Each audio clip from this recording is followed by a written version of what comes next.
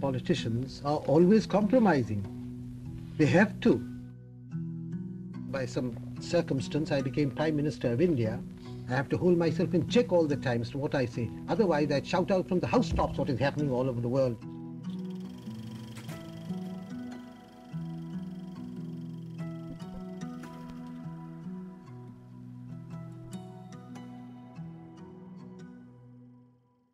Good evening.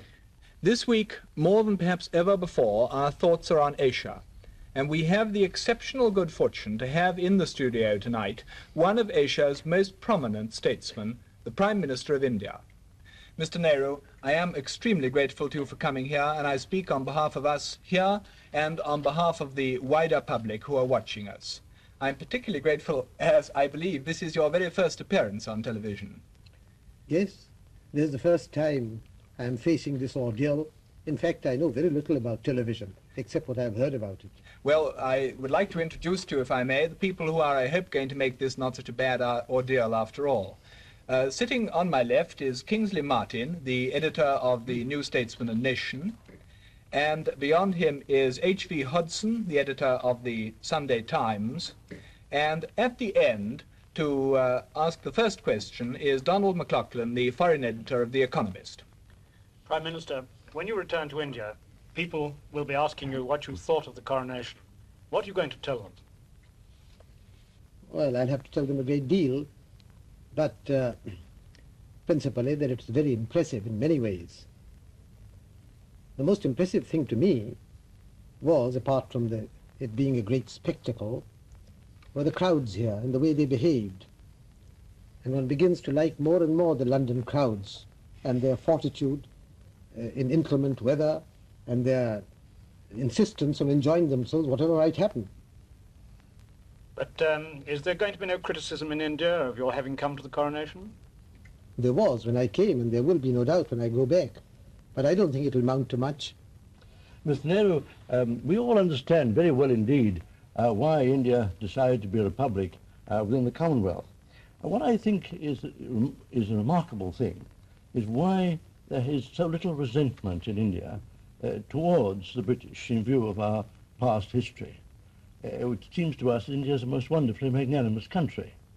Can you explain this remarkable phenomenon of forgiveness? Well, partly we don't, I suppose, hate for long or intensively. But chiefly, I think, because the background that Mr. Gandhi gave us during all these past decades. After all, you were in prison yourself 16 years, and you don't seem to have any resentment about it at all. We might almost be popular people in India. Astonishing thing, really. I think it's a good thing for a person to go to prison for a short while. And to be Prime Minister for 7 years. I was going to ask, looking back on those 7 years and remembering all the hopes that were expressed at the time when India gained her independence, do you feel that they have been years of satisfactory achievement, or have you disappointments, Prime Minister? Both. I think we have certainly achieved much, and there has also been a lack of achievement. We haven't done what we wanted to do, so it's both satisfactory and unsatisfactory. Could you elaborate that a little? What have you been disappointed in? That's rather a big question. There are so many things in India. Can I give you a lead about democracy and the progress of political democracy in India? Well, generally speaking, I would say that politically we had advanced.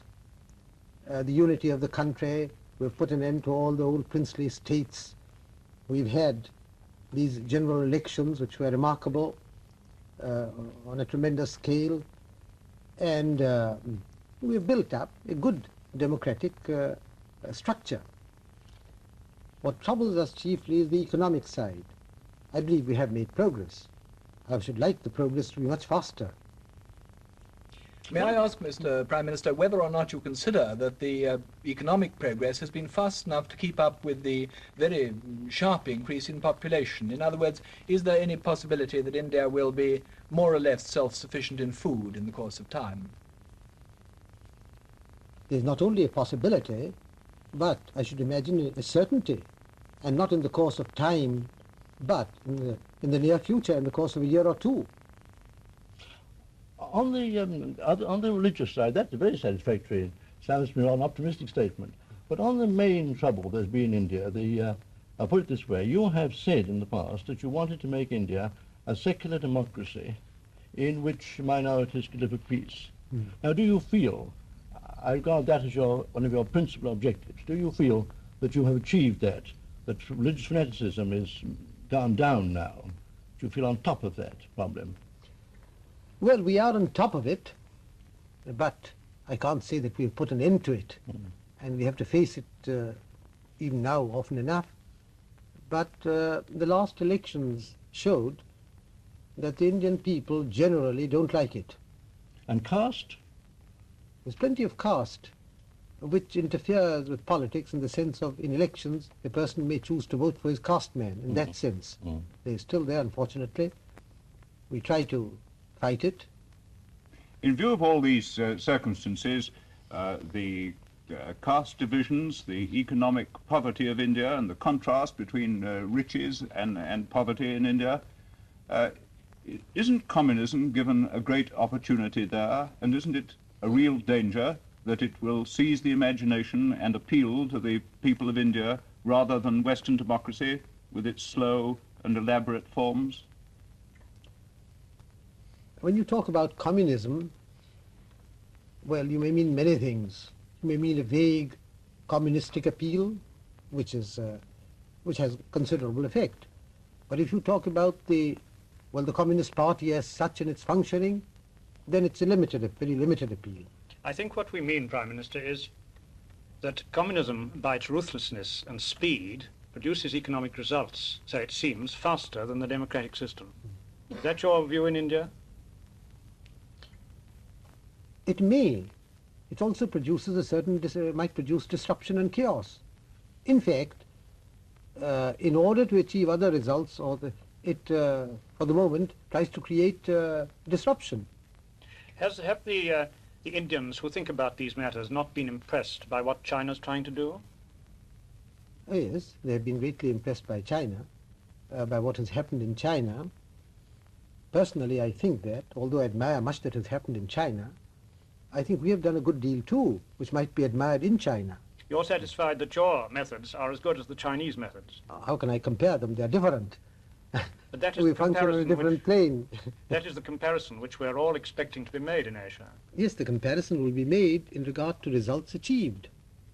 Is there then some sort of rivalry between China and India for the leadership of Asia, those peoples outside the two countries in Southeast Asia? Well, there's no sense of rivalry, nor any occasion for it. I do not know about the distant future. Okay, could one possibly put it this way? I think most people feel that the land problem is, after all, the big test issue, the thing that nationalism in Asia is going to hitch onto. And now the Chinese have solved that land problem very dramatically. Now, it seems to us that India, they've solved it dramatically. I don't say well, but they've solved it dramatically. Well, now, in India, people feel that India is slow on the land problem. Can you give us any lead on that? That is perfectly true. We are slow, partly because of the democratic processes being slow, partly because our constitution, laying stress on individual rights and liberties, has been so interpreted by the courts that many of our legislative measures are hung up by the courts. Apart from that, Prime Minister, would you say that the methods used in China are absolutely against the spirit of the Indian constitution and society as it now is? Coercive methods, you mean? Some methods no doubt are, but I can't say about all methods. I should imagine that the land problem there was solved without too much coercion, with a large measure of consent of the peasants concerned. I tell you, Prime Minister, what I think is worrying many of us in a way about your democratic system, which is a matter of great admiration in this country, and that is that there doesn't seem to be an opposition, that there doesn't seem to be someone playing the leader of the opposition to you. And what do you feel If I may ask an impertinent question, what do you feel will happen if you were to retire? Do you have a successor in Congress? Do you have a successor in the opposition? Now, what do you mean by that there is no opposition? In our parliament, in the House of the People, there are 500 members, while we are 350. The opposition consists of 150. It is true that that opposition is split up in 4 or more parties. There is no one major opposition. We haven't got the two-party system. We can't impose that. It develops or not. Would you welcome it, Prime Minister? Yes, on the whole, if there's a big enough party which thinks in terms of office, we'd welcome it. Because otherwise these opposition parties become totally irresponsible. They have no hope of office, so they can say and do just what they like. But there is an opposition, and a very good opposition, both in Parliament and outside. We have continually to face it.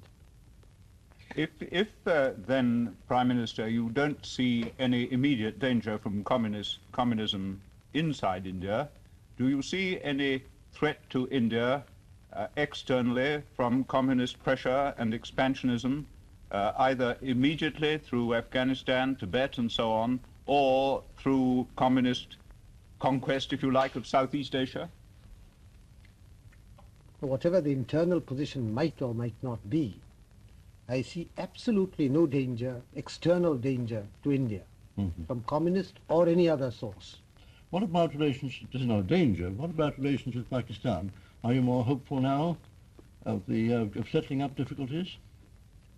You've been seeing the Prime Minister of Pakistan from time to time, I believe, recently. Yes.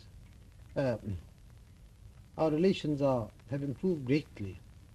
Our psychological approach to each other is much better. And I think that we shall gradually solve most of our problems. It may take a little time to solve all of them, but I think we are on the right path. But, Prime Minister, I think that what we were getting at a moment ago about the fear, a lot of us here have been afraid that if there is, as there now seems to be, a truce in Korea, that the Chinese may expand elsewhere. Not perhaps directly into India. The Himalayas are, except for a few climbers, a comparatively good barrier. But there is the danger that they might expand elsewhere in Southeast Asia and be a threat on your flank. Do you think that there is a danger of that sort, a danger of Chinese expansion down into Indochina, Siam, and so Burma? I think that is a wrong view completely.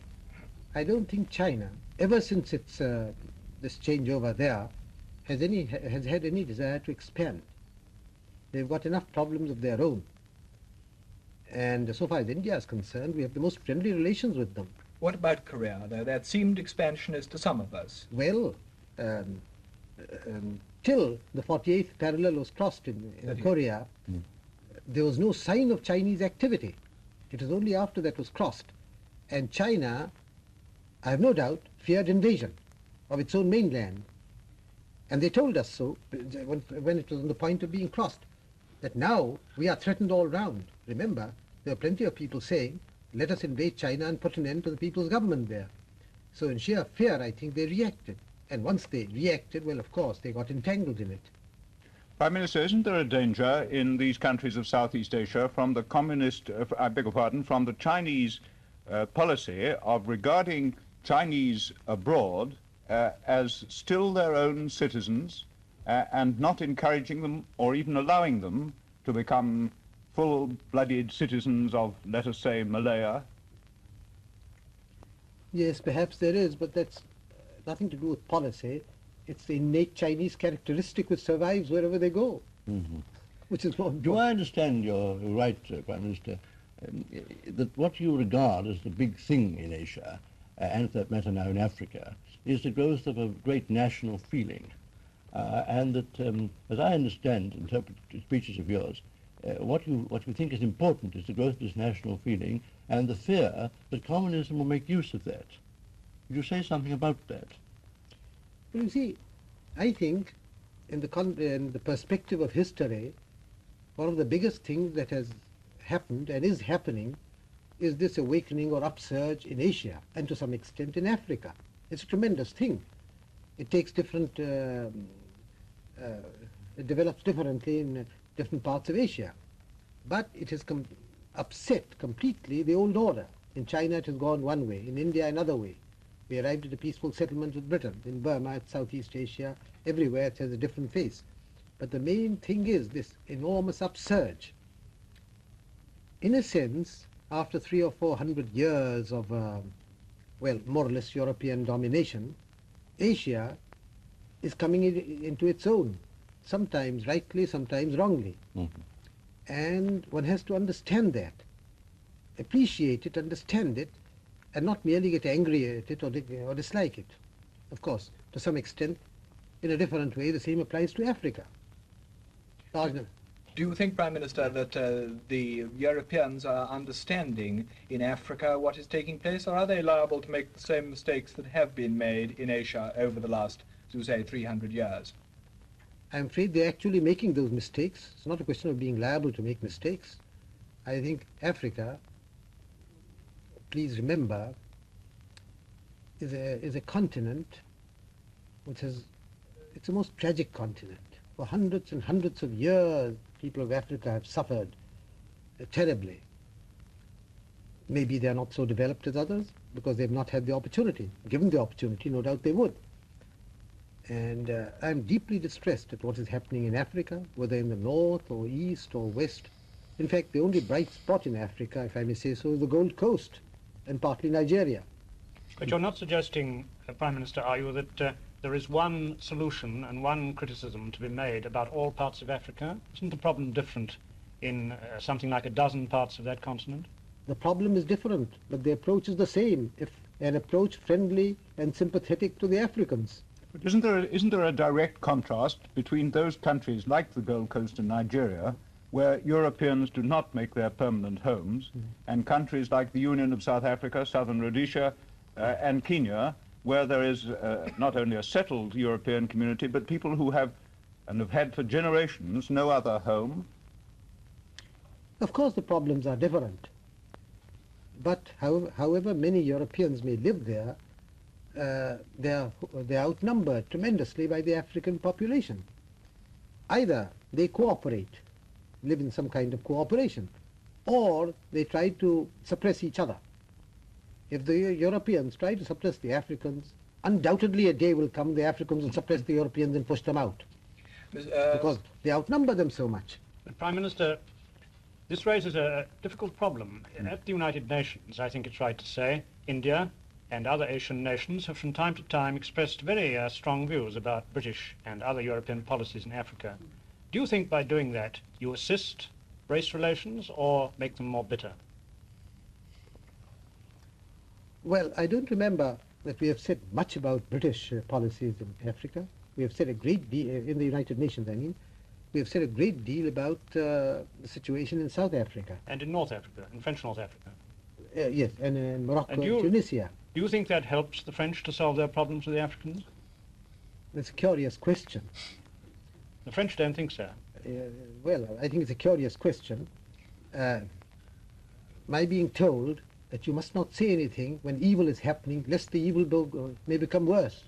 But I think, as a matter of fact, since by some circumstance I became Prime Minister of India, I have to hold myself in check all the time as to what I say. Otherwise I'd shout out from the housetops what is happening all over the world, and in Africa, north, south and east.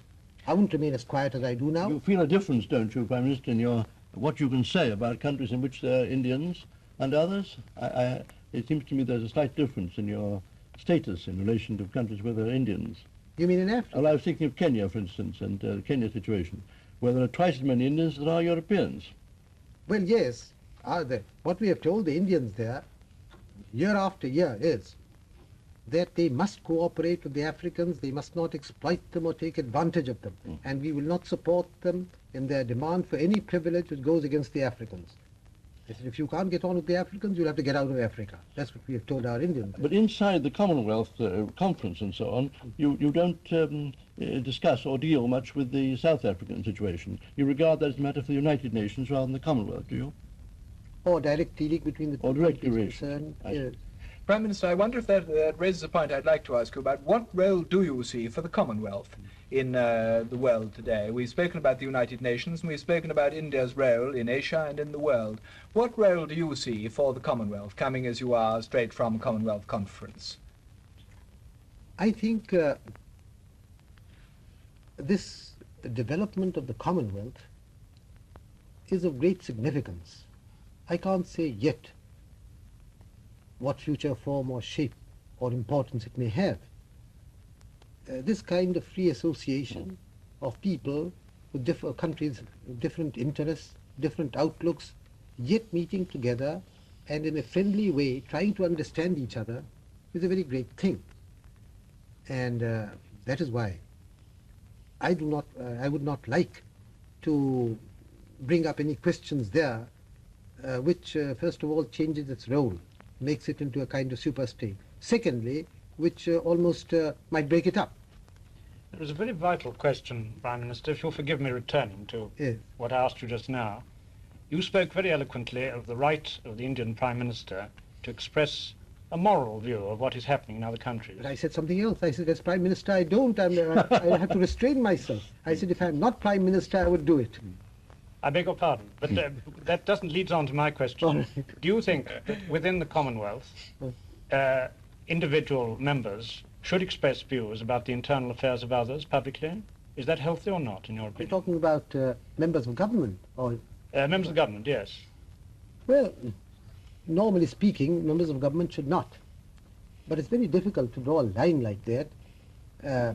Take the question of South Africa, which we have publicly raised in the United Nations. The United Nations has passed resolutions proposed by us, and the South African government has repudiated and bypassed those resolutions. Now, are we to remain silent about that? Obviously, we have to say something. You see, when courtesy and drawing room manners are very good, but when a fire is raging, you can't be function as if you were in a drawing room. When a grave danger threatens the world, it's not a question of individuals being concerned. When some policy is being pursued which may endanger the whole of Asia and Africa, then it may become a very wrong thing to remain completely silent about it. Though one does, as Prime Minister. If I was not Prime Minister, I wouldn't be silent. I understand. I wonder if I could ask what the Americans, I think, would call a $60 question. 64. A $64 question, I apologize. Has the Prime Minister any view about whether Russian policy, Russian attitude to the rest of the world has really changed? How does he interpret recent changes in Russian internal and external policy? Or is that too difficult a question to Well, ask? it is difficult in Yeah. the sense that one cannot say anything definite. But my own view, and very definite view, is that there has been a change, a marked change, and that Russia definitely desires, shall I say, peace, for whatever period it might be. I can't say forever.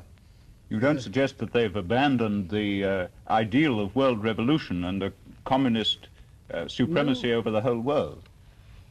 I can't say, but I would put it this way, that their ideal of a world revolution, they might think will be furthered much more by their showing internal results in Russia than by indulging in an adventure which may lead to war and upset everything.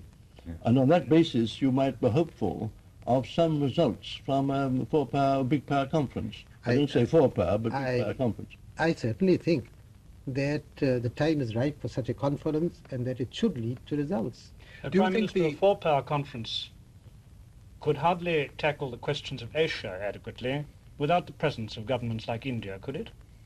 Later. Asia meaning the Far East, The Far East and Central Asia. Central Asia, what do you Southern mean? Asia, I beg your pardon. Southern Asia, yes. Well, that's true. Asia will have to be represented there, and the Asian countries concerned. So after a four-power conference, you would expect something larger in which India might take part. Or would you regard the United Nations machinery as being adequate once the will to use it were present?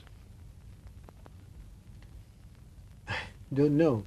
The United Nations has undergone considerable transformation. And as you know, people argue as to whether it can continue in its present form or not. It started as a universal body to which every country could belong, every independent country. Now, some of the biggest and independent countries are not allowed in it, which seems to me completely opposed to the very conception of the United Nations, China not being in it, for instance. Not a question of liking China, the Chinese people's government or not. It's a question of recognizing fact and reality. If you don't, well, it's the United Nations that suffers, not China very much. Mm-hmm. But do you think it will be possible then to bring China in, perhaps after the truce in Korea? And what stands in the way now? I would have thought very little. I hope it will be possible, and I believe that the pressure of events will bring that about. It may take some time, not immediately after the truce. If you were to be present at the Bermuda Conference, what do you think should be pressed on Mr. Eisenhower? The admission of China, what sort of a settlement do you see as at all possible in the Far East, which must be one of the subjects discussed at Bermuda? Surely you don't expect me to say what I would expect to happen at Bermuda, No. except that then or later the question of China coming into the United Nations has to be raised. In fact, it is odd, is it not, that say in these Korean truce negotiations or in the political conference to follow, China is bound to be there. There's China, there is the USA, there is the UK, there are other countries. They meet to consider problems. What more recognition is there when dealing with major problems in this way? And it seems odd after that to say, no, we won't allow you to talk about other matters or come into the United Nations. Would you agree, Prime Minister, that Anglo-American, British Commonwealth American, if you like, agreement and concord have a very special value for the defense of our common ideals of democracy? Yes, certainly. And that to aim for that has a value of its own, and that it may require sometimes some compromises from our side with policies that we don't see 100% eye to eye with on the other side of the Atlantic. But Mr. Hodgson, politicians are always compromising. They have to. But there is a tendency, if I may say so, for leading statesmen in Europe and America to look at the world from Europe and America.